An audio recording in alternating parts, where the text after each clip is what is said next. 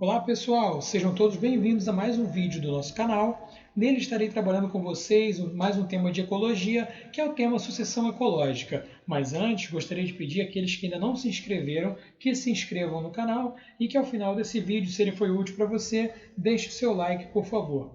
Então, vamos conversar um pouco hoje sobre essa dinâmica chamada sucessão ecológica. Bom, ela vai envolver a comunidade biológica de um determinado local e como essa comunidade biológica se comporta ao longo do tempo. Então percebam só, nós vamos ter o conceito ecossistema, que é o conjunto de seres vivos e de componentes não vivos do ambiente, e temos o conceito também do tempo, a passagem do tempo. Então, toda sucessão ecológica ela acontece mediante a passagem de um determinado período de tempo. Nós temos um exemplo histórico que é a erupção do vulcão da ilha de Krakatau, na Indonésia. Em 1883, ocorreu uma erupção de tamanho gigantesco e essa erupção fez com que algumas ilhas desaparecessem e toda uma dinâmica geológica da região fosse alterada. Foi então que, anos depois, quase 50 anos depois, em 1927, ocorreu o surgimento da ilha Anak Krakatau, que seria, no dialeto local, filha de Krakatoa, filha de Krakatau, que era aquela ilha original. Então nós temos um GIF aqui para poder mostrar o que aconteceu.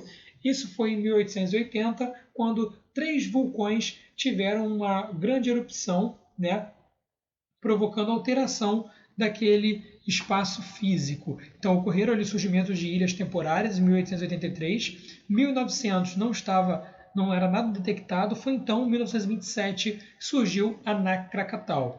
E aí, em 1950, já era uma ilha de 138 metros, quando começou a surgir um pequeno novo cone de 30 metros e em 1992, 250 metros, 2005, 300 metros. Então nós temos aí um exemplo da alteração no ambiente físico. A ilha inicial desapareceu, a ilha de Krakatau, ela foi totalmente destruída pela erupção de tamanho gigantesco desses vulcões e surgiu a ilha filha, sendo aí um ambiente novo, um ambiente sem vida, um ambiente a ser colonizado. Recentemente, agora no ano de 2020, nós tivemos uma nova erupção nessa região também.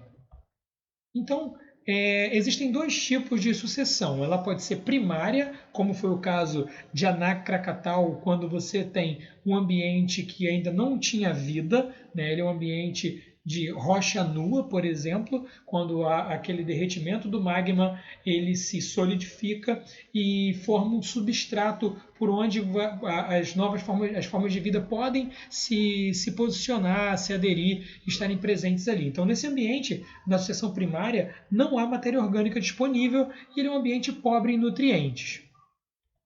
O tipo secundário de sucessão ecológica ocorre quando você tem um ambiente e esse ambiente é degradado. Então, anteriormente haviam outras formas de vida e elas são removidas por desmatamento, incêndio, um pasto abandonado, e esse espaço é ocupado por novas espécies, por novos colonizadores.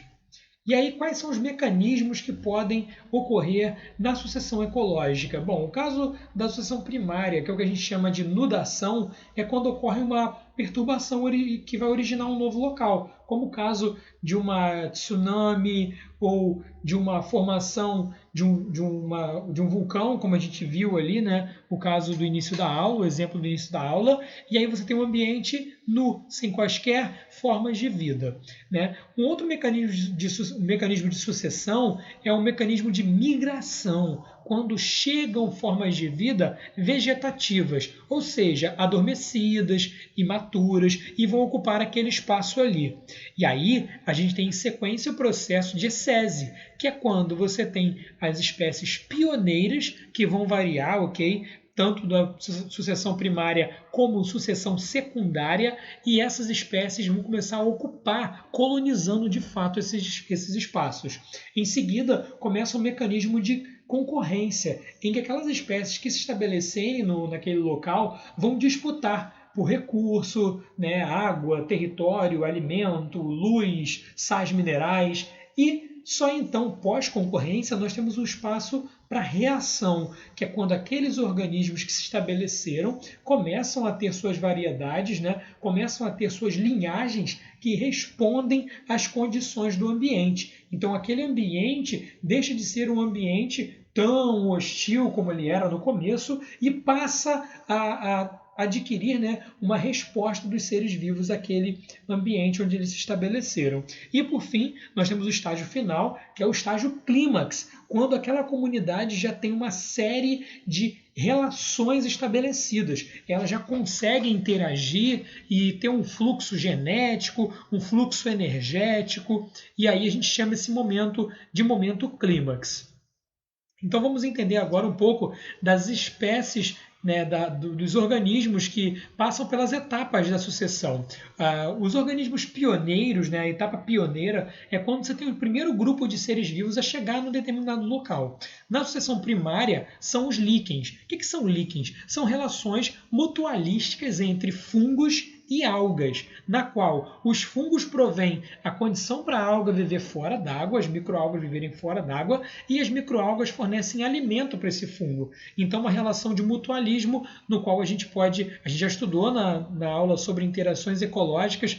Vou até deixar um card aqui para poder vocês, quem não assistiu ainda, assistir essa aula, e eles são os colonizadores de uma sucessão primária. Então os líquens chegam ali, começam a erodir aquela rocha, se fixar, já depositar matéria orgânica de maneira primordial naquele ambiente. Além disso, nós temos também na sucessão secundária as gramíneas, né? O capim, as gramíneas que têm um crescimento rápido, que conseguem se estabelecer em solos relativamente pobres, não são tão exigentes, né? E como vai ter muita insolação, vai ter muita disponibilidade de luz, elas vão conseguir fazer fotossíntese numa velocidade absurda e aí conseguem, né, de fato, crescer mais rápido e ocupar aquele ambiente. E esses organismos pioneiros, tanto um ambiente como o outro, primário ou secundário, eles podem atuar de 3 maneiras: facilitando o estabelecimento de outras espécies, inibindo que outras espécies cheguem ali, ou de modo neutro, sem interferir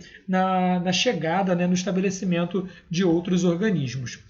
Em seguida, após os organismos sérios se estabelecerem, os organismos pioneiros se estabelecerem, nós temos as comunidades serais, ou séries, que são espécies intermediárias. Elas vão ocupar posteriormente a ocupação das pioneiras e começam a mudar a composição daquele ambiente. Então elas vão mudar do ponto de vista nutricional, elas vão mudar do ponto de vista de disponibilidade de matéria orgânica e também começam a estabelecer cadeias tróficas, ou seja, se você tem lá uma espécie série de uma planta que vai produzir néctar nas suas flores, que por consequência atrai insetos. Esses insetos vão ser alimento de pássaros e esses pássaros vão ajudar a dispersar sementes e esses pássaros podem ser presas de outros animais, né? O inseto pode ser predado por um anfíbio, que vai ser presa de um réptil, e por aí vai, pessoal. Aí eles começam a estabelecer cadeias tróficas,